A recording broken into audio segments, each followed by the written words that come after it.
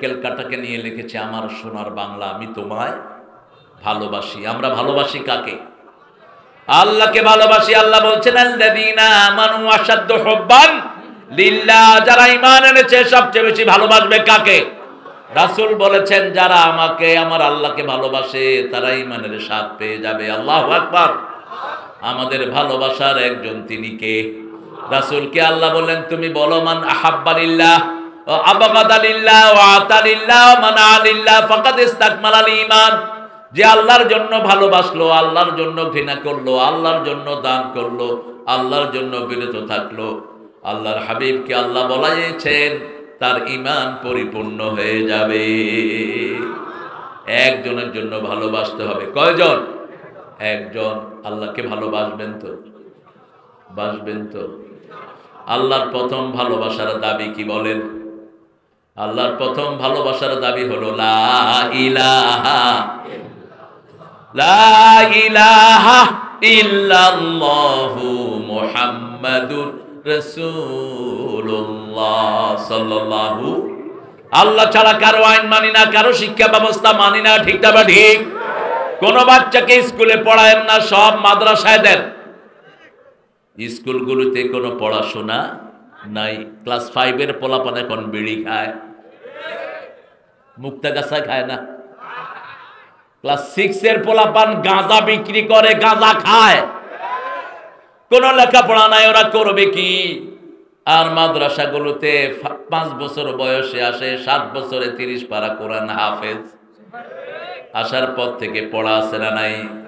এসে ঢুকে আসসালামু আলাইকুম রাহমাতুল্লাহ, হুজুরও সালাম দেয়, ছেলেও। আর স্কুলে কোনো সালাম কালাম নাই। পতাকা ওঠানোর সময় হেই হেই হেই, পতাকা উঠতেছে, উঠ, হেই উঠ। কত বড় জাহেল এগুলো। 1,20,00,000 পোলাপান দৈনিক স্কুলে যায়, কি শিখে? একটা সালামও জানে না। আফসোস এই জাতির জন্য। ঠিক না? ঠিক। বিগত সরকার স্কুল কমিটিতে যাদেরকে রেখেছে সবগুলো হিন্দু। রাসূলের জীবনী বাদ দিয়ে রামের জীবনে ঢুকিয়ে দেয়া হয়েছে। আবু বকরের জীবনী বাদ দিয়ে লক্ষণের জীবনে ঢুকিয়ে দেয়া হয়েছে। এই স্কুল দিয়ে কি আশা করি? মাদ্রাসায় দাও, মাদ্রাসার প্রত্যেকটি ছেলে পিতামাতার জন্য দোয়া করে। ঠিক না? ঠিক। স্কুলের ছেলেরা দোয়া শিখে, কোরআনের মাহফিলে এসে স্কুলে শেখার কোনো ব্যবস্থা নাই। কোরআনের মাহফিলগুলো থাকাতে আমাদের ছেলেরা কিছুটা প্রাণ পাচ্ছে। আল্লাহ সবগুলো ছেলেকে তুমি মাফ করে দাও, সবগুলো ছেলেকে তুমি কবুল করো। ছেলেরা যাবে একটু মাদ্রাসার জন্য, শুধু ভাড়াটা রেখে বাকিটা দিয়ে দিবেন। আপনারা যারা এসেছেন না দিবেন, আমি দাবি দেব কিয়ামতের ময়দানে। ছেলেরা ঢুকে যাও। আমি আলোচনায় ঢুকি না এখনো। কোরআনের সবচেয়ে শ্রেষ্ঠ সূরা কোনটা বলে নেবেন? জোরে বলেন। সূরা ফাতিহা। রাসূল সাল্লাল্লাহু আলাইহি ওয়াসাল্লাম দৈনিক কয়টা সূরা পড়তেন? কয়টা? দৈনিক পড়তেন সূরা বাকারা, দৈনিক সূরা সিজদা, দৈনিক সূরা মুলক, সূরা আর রহমান, সূরা ওয়াকিয়া। তারপরে পড়তেন 5 পারার সমান। ইবনে ওমরকে বলছেন, ইবনে ওমর 1 জুজ পড়বা, 1 জুজ, 1 মঞ্জিল পড়বা।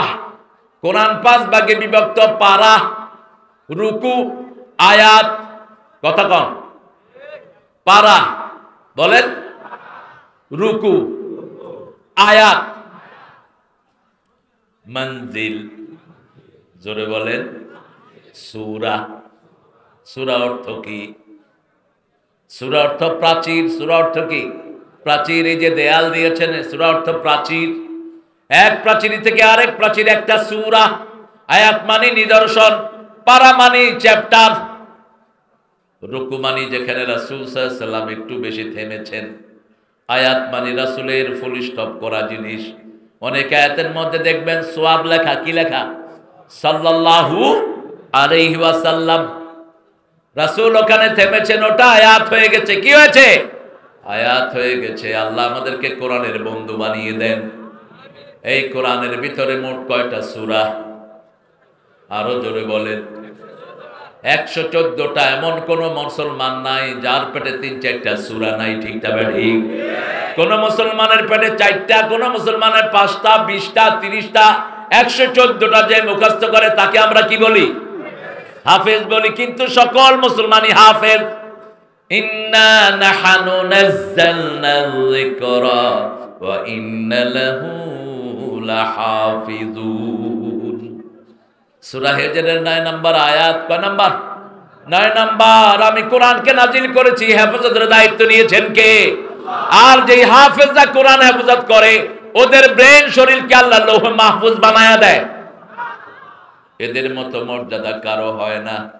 রাসূল বলছেন, মান আহাল্লা হালালাহু, যে কোরআনের হালালকে হালাল মানে, হারামকে হারাম জানে আর আমল করে, 30 পারা কোরআন মুখস্থ করে, এই কোরআন তাকে নিয়ে জান্নাতে চলে যাবে।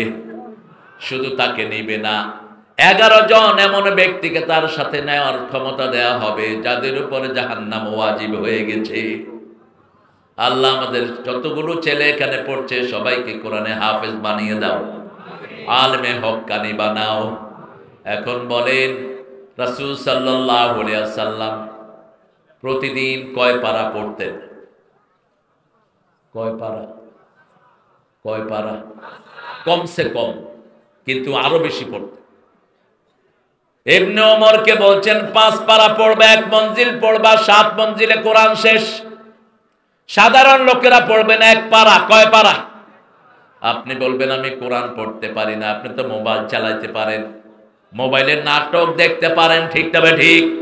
মোবাইলে সিরিয়াল দেখতে পারেন, মোবাইলে খবর শুনতে পারেন, তো মোবাইলে কোরআন ছেড়ে দেন। আপনি বলবেন কোরআনের কিছুই বুঝেন না। না বুঝলেও কোরআনে ফায়দা আছে না নাই?